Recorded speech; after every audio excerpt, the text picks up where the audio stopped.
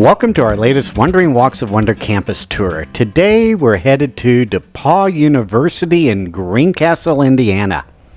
Established in 1837 as Indiana Ashbury College, it adopted the name DePauw University in 1884. Rooted in Methodist traditions, the university was founded with the vision of becoming a nationally renowned ecumenical institution. Its aim was to operate on inclusive principles, welcoming students of all religious affiliations, and serving the broader community for the public good.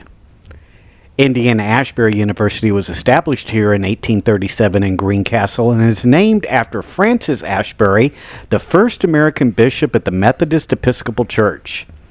The residents of Greencastle raised $25,000 to attract the Methodists to establish the college in their village, which was then very sparsely populated. Originally an all-men's institution, it began admitting women in 1867. In 1884, the university was renamed DePauw University in honor of Washington C. DePauw, whose significant donations throughout the 1870s culminated in a major contribution that established the School of Music in 1884. By his death in 1887, DePauw had donated over $600,000, equivalent to about $20 million in today's dollars. One of the most iconic buildings on campus, and one of the oldest, is what's known as East College. In 1861, President Thomas Bowman proposed that Greencastle and the Indiana Methodist Conference raise $60,000 for this college building, but the Civil War postponed the project. A few years later, an architect from Terre Haute was selected to design the structure with a cost of about $80,000 at the time. The cornerstone of East College was laid on October 20th, 1870, but it took about 13 years to complete due to funding challenges.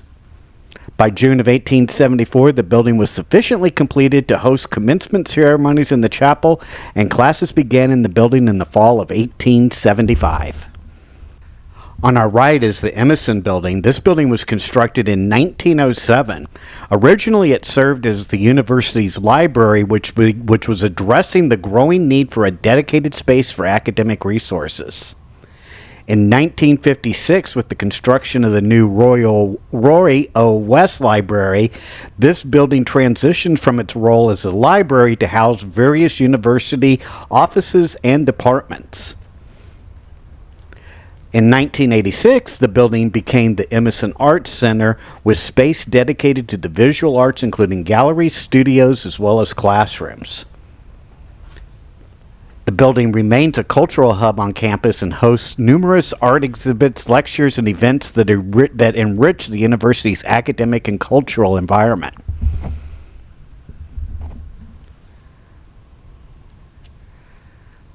On our right is Asbury Hall, which is one of the more historic buildings on DePauw campus. Originally, this hall was initially constructed in 1882 and was named in honor of Francis Asbury, the first American bishop of the Methodist Episcopal Church and the original name of DePauw College. Over the years, Asbury Hall has undergone significant renovations, with the most significant being in the 1930s.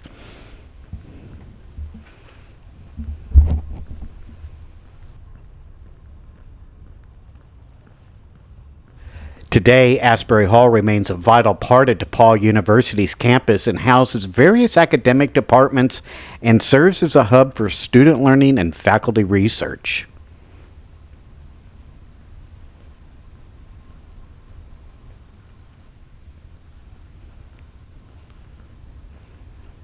As mentioned just a little bit ago, originally the library was housed in the Emerson Building, but in 1956 the Roy O. West Library was completed. This building is named after Roy O. West, an alumnus from the class of 1890 who served as the U.S. Secretary of the Interior under President Calvin Coolidge. The library was intended and remains today to be the main academic library for DePauw University, with a growing collection of books and resources needed for students and faculty resources. Harrison Hall, which we see here on our right, was constructed in 1938 and houses the DePauw School of Business and Leadership. There are also other academic departments in the building, including various lecture rooms, small room collaboration rooms, as well as many study rooms.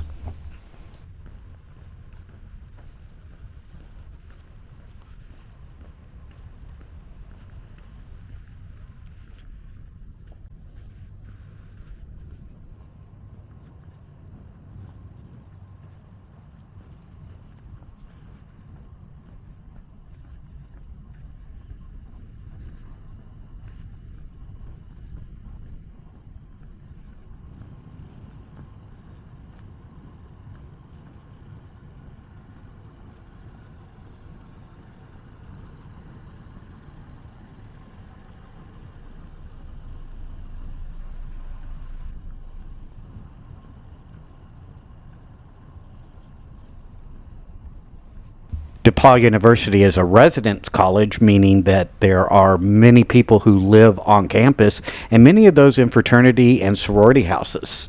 One of the social fraternities that we see here on our right is the Phi Kappa Psi Collegiate Social Fraternity. The actual fraternity itself was founded in Pennsylvania in 1852 and has been on this campus since 1865. A newer building that we see here on our left is Hoover Hall. This hall has various meeting rooms, but more importantly, it's the main dining room for students and faculty here on campus.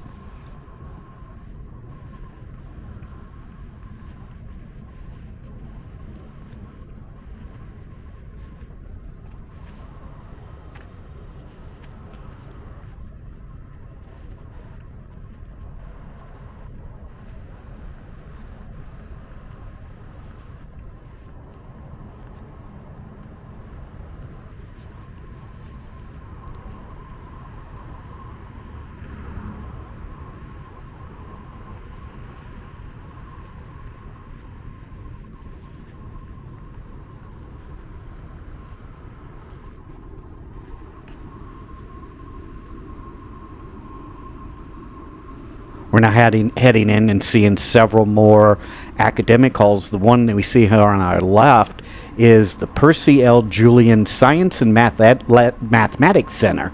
This building is named for America's greatest black chemist, a proud DePauw alumnus.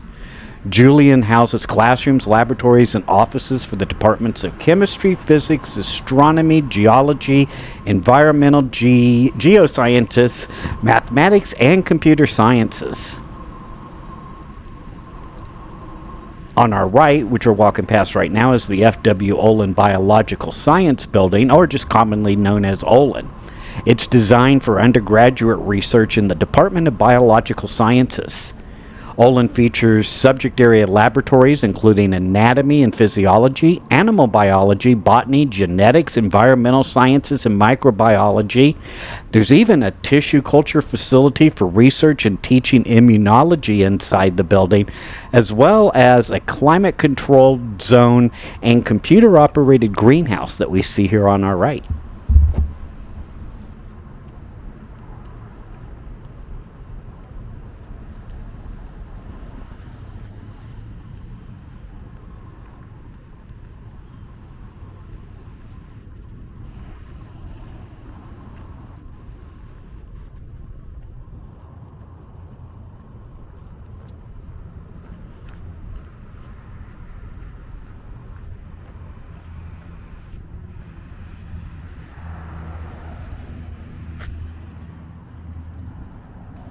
The Justin and Darien Christian Center for Diversity and Inclusion is committed to fostering a sense of belonging through education, engagement, and advocacy, and enhancing the overall experience of students and employees from historically marginalized and underrepresented groups. The CDI works to strengthen DePauw's dedication to its values of diversity and inclusion by supporting an equitable space that engages the entire campus.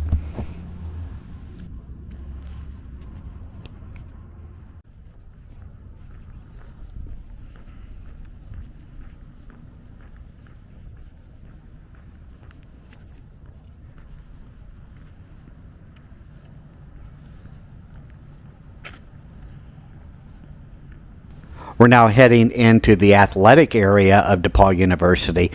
On our left is Rivas Stadium, which is home field and training site for field hockey, men and women's lacrosse, as well as men and women's soccer. This multi-purpose complex provides a synthetic turf competition field, 4 varsity locker rooms, and stadium seating for about 750 fans. The stadium is made possible by a $5 million gift from Marshall W. and Amy Rivas. Marshall Rivas IV, a 1984 graduate, 4-year football letterman, and is a member of the university's Board of Trustees. Now we're heading towards Blackstock Stadium, which serves as the home venue for DePauw University's football, men's and women's track and field teams. In August of 2013, the stadium underwent significant upgrades, including the 87,000 square feet AstroTurf that we see in front of us today. The field itself is named in honor of longtime DePauw football coach Nick, I'll probably get this wrong, Morosis. Originally constructed in 1941, Blackstock Stadium underwent substantial improvements in the late 1990s, including enhancing the locker room as well as training spaces. In 1923, the Blackstock family contributed about $25,000 towards the purchase and improvement of the stadium's land.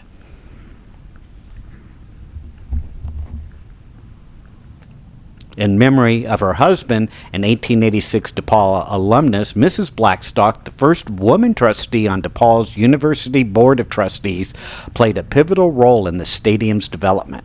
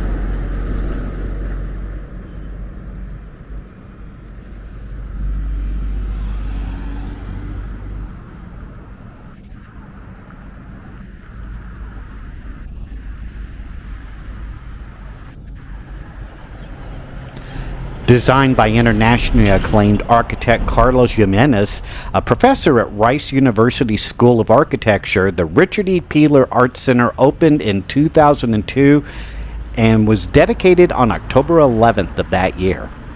The Peeler Art Center features 3 spacious galleries and hosts approximately 10 exhibitions each year. The building spans roughly 80,000 square feet and includes 3 large exhibition spaces, a 90-seat auditorium with state-of-the-art acoustics designed for public events, films, and recitals, as well as classroom and studio space for pottery, sculpture, painting, and photography. This center is the first in DePauw's history dedicated to the teaching, creation, and display of art. The building is named for Richard E. Peeler, a 1949 DePauw graduate. Peeler returned to his alma mater in 1958 to teach ceramics, sculpture, and photography. After retiring from DePauw in 1972, he and his wife Marge became full-time potters at their home and studio in Putnam County until his death in 1998.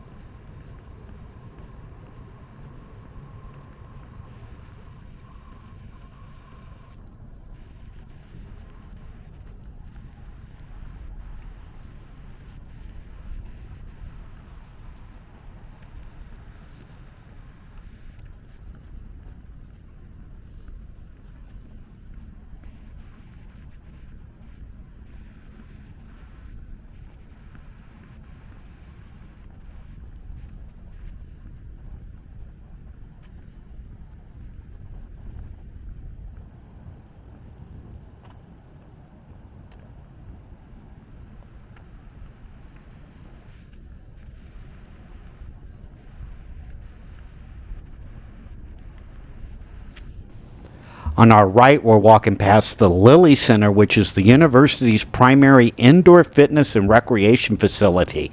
It also houses intercollegiate athletics as well as intramural sports. The 16,000 square foot two-story Welch Fitness Center is open to all students. It's also home to the kinesiology offices and laboratories, as well as a variety of multi-purpose rooms that support fitness classes, spin classes, as well as dance programs.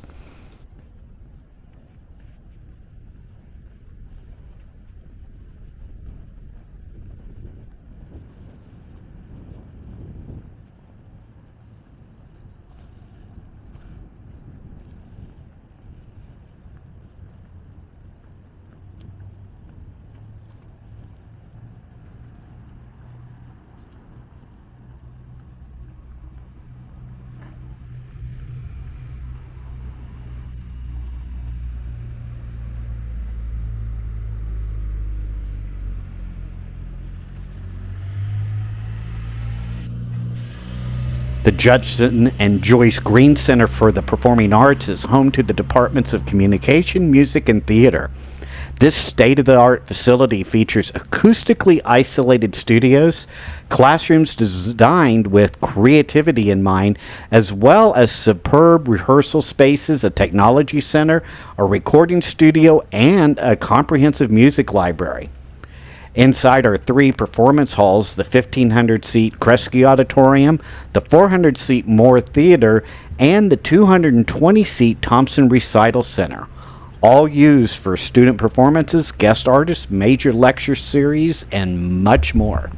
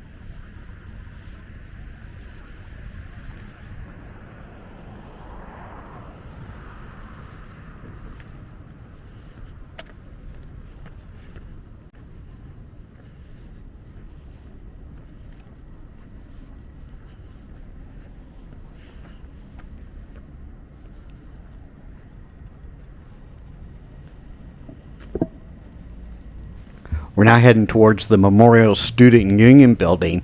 This building serves as a social center that offers recreational opportunities, cultural programs, social events, as well as meeting space for students. Student life offices and student government are found on the basement level, as well as a mailroom. The student living room, ballroom, Ubin Lounge, and convenience store are all located on the main floor of the building, and the student academic life offices can be found on the second floor. The Student Union building also houses the Robert C. McDermott Center for Management and Entrepreneurship, the Catherine F. Hubbard Center for Student Engagement, and the Grover L. Hartman Center for Civic Education and Leadership.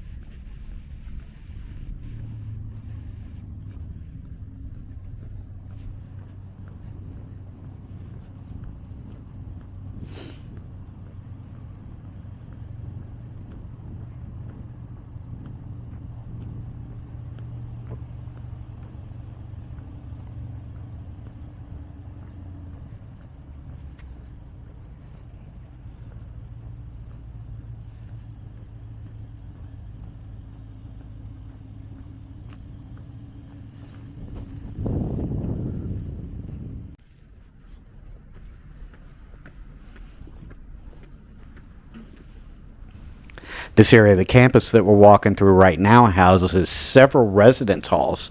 One of those that we see on our right is the Lucy Rowland Hall, which is a large residence hall that houses first-year students on the third and fourth floors, while the first and second floors of the building house sophomores, juniors, and seniors. Lucy Rowland Hall is one of the oldest residence halls on campus, and it dates back to 1926 and houses about 100 students in single, double, and triple occupancy rooms.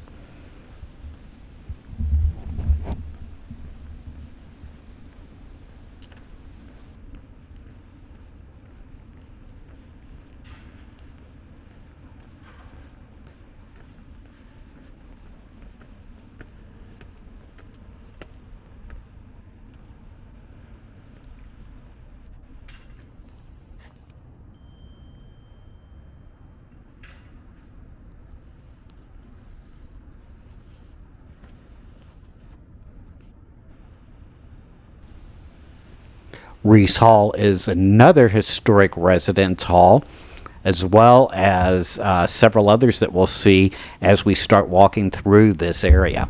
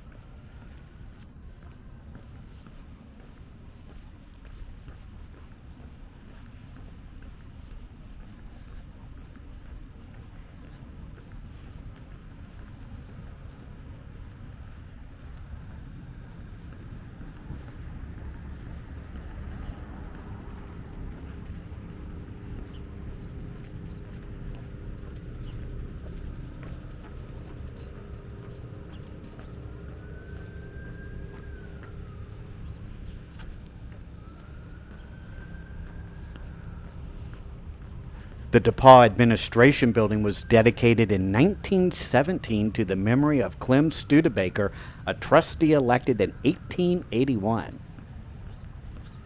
Providing homes to many university offices over the years, the building was expanded in 1962 and currently houses the Office of the President, the Registrar, Finance and Accounting, Human Resources, and Institutional Research.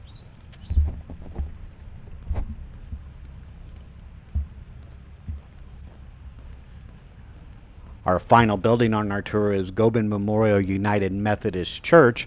Remember that DePauw University was founded as a Methodist university. This particular church that we see today was established in 1928. The church was named in honor of Bishop Charles Cardwell McCabe, affectionately known as the Singing Bishop, and his wife, the former Annie Gobin, who were both prominent figures in the Methodist Episcopal Church. As part of DePauw University, Gobin Memorial Church has played a significant role in the spiritual and community life of the campus for over 100 years. I hope you've enjoyed this Wandering Walks of Wonder tour here on the campus of DePauw University. Make sure to hit that like and subscribe button, and we will see you on our next Wandering Walks of Wonder campus tour. Take care now. Bye-bye.